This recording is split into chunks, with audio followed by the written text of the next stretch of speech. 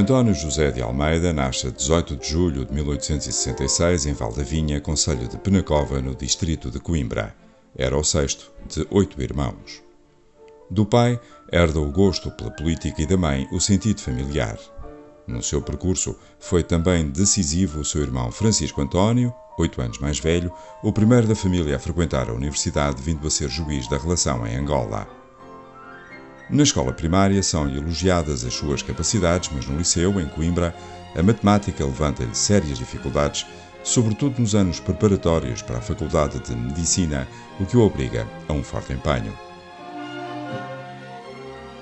Por esta altura, os universitários discutem a rigidez do ensino superior, criticando a monarquia e agitando Coimbra por ocasião do ultimato britânico em 1890.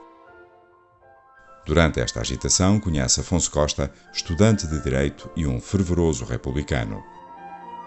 Juntos, experimentam o alvoroço das assembleias estudantis e redigem prosas num jornal académico, a que dão o título de Ultimátum.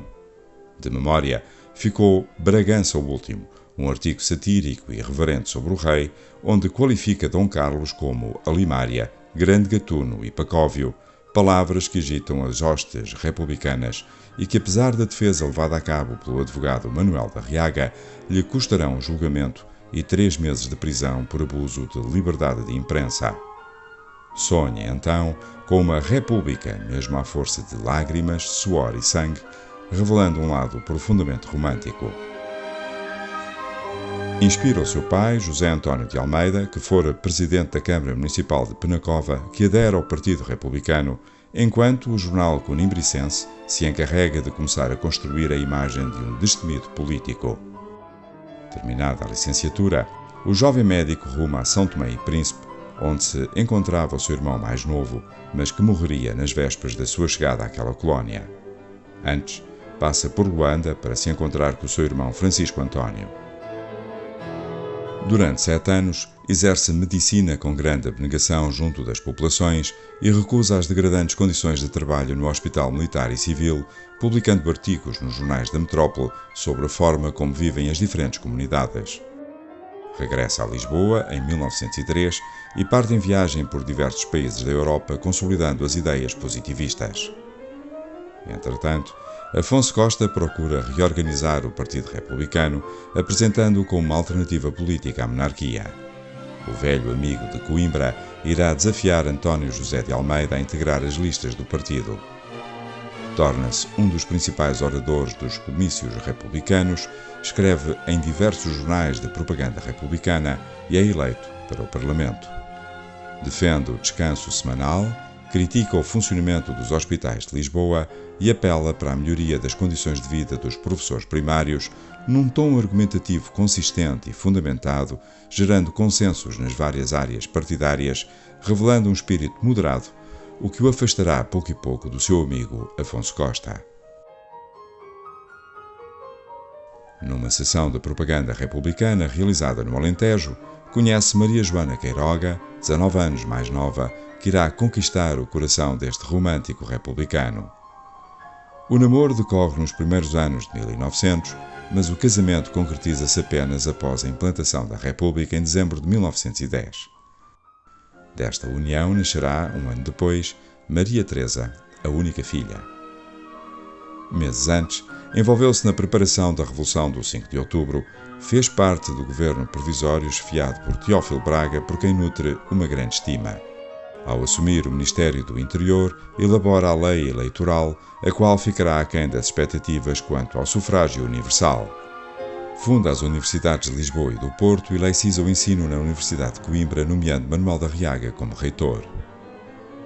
Estipula o descanso semanal obrigatório, acolhido com manifestações de agradecimento no Terreiro do Paço, e cria a Guarda Nacional Republicana e os Tribunais de Honra para evitar os duelos. Entretanto, os setores mais moderados do Partido Republicano procuram diminuir o ímpeto revolucionário de Afonso Costa, o que se concretiza com a eleição do primeiro Presidente da República, Manuel da Riaga, em 1911.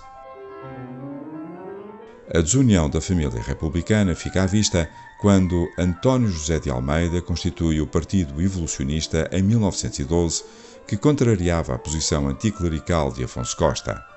Porém, esta situação será atenuada pela Grande Guerra, que origina uma coincidência de opinião dos partidos a favor dos aliados.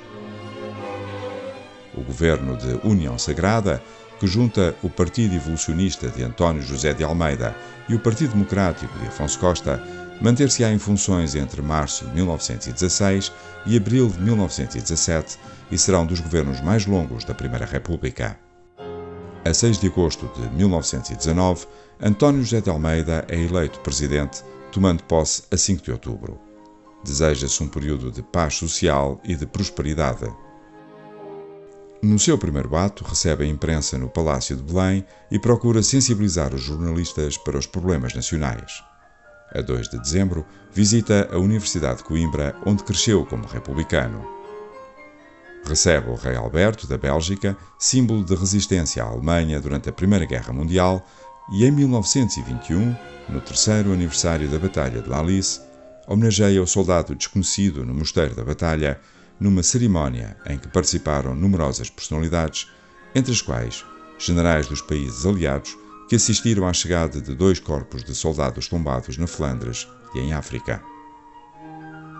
Mas esta tranquilidade é abalada na madrugada de 19 de outubro de 1921, quando um grupo de civis e militares prende e assassina o primeiro-ministro António Granjo e 2 protagonistas do 5 de outubro de 1910, Carlos Maia e Machado Santos, numa purga violentíssima que ficou conhecida como a Noite Sangrenta. Perante este grave acontecimento, António José de Almeida equaciona a admissão e só o apoio dos autarcas em manifestação junto à residência particular o fazem reconsiderar, ajudando o país a regressar à estabilidade. No ano seguinte, acompanha com interesse a primeira travessia aérea do Atlântico Sul, levada a cabo por Gá Coutinho e Sacadura Cabral, e visita o Brasil por ocasião das comemorações do centenário de independência daquele país. Com o mandato a terminar, António José de Almeida despede-se das suas funções com uma recepção aos jornalistas, tal como tinha acontecido no início. Prepara-se para viver os seus dias no seio familiar, na sua casa em Lisboa, onde sofre as agruras dolorosas da gota de que padecia há vários anos. A notícia da sua morte, a 31 de outubro de 1929, foi recebida com bastante pesar e consternação. Contudo, António José de Almeida continuou a ser publicamente lembrado durante a ditadura. A sua estátua, em Lisboa, transforma-se num local preferencial da oposição ao regime, que aí ocorre anualmente na efeméride da sua morte e na evocação do 5 de outubro de 1910, cerimónias frequentemente interrompidas à bastonada pelas forças policiais.